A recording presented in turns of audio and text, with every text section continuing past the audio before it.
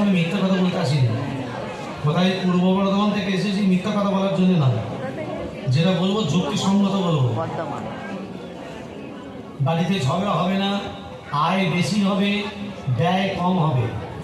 ছেলে যদি বেকার হয়ে বসে থাকে যে কোনো কাজে লিপ্ত হবে, তবে কাজটা 3 মাস করতে হবে, সপ্তাহে 2 দিন, সপ্তাহে 2 দিন 3 মাস। আর কি ঘরে বাস্তু দোষ থাকলে এখন আর অ্যাস্ট্রোলজাররা হিসেবে বাস্তু দোষ কাটাতে গেলে বলবে এত টাকা দাও, কিচ্ছু করার দরকার নেই, ঘরে বাস্তু দোষ কেটে যাবে যদি কাজটা করতে পারেন।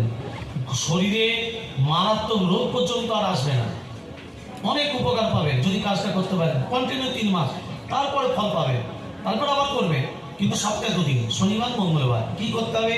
একটা লাল শালু কিনবেন, শালু, লাল শালু বোঝেন তো?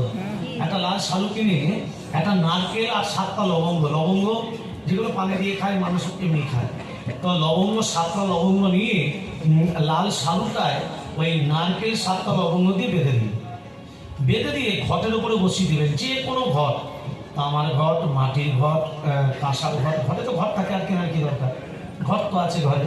তাহলে ঘটের ভেতরে গঙ্গা জল দিয়ে দিলেন, গঙ্গা জল দিয়ে ওই শালুতে বাঁধা নারকেল 7টা লবঙ্গ ঘটের উপরে বসিয়ে দিলেন, দিয়ে একটা জবা ফুল নিয়ে ঘটের মাথায় দিয়ে মন্ত্রগুলো শুধু জপ করবেন শনিবার মঙ্গলবার।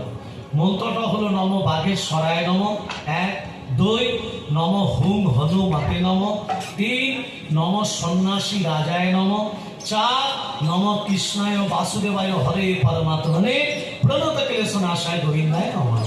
মনে থাকবে বলো রাধে রাধে।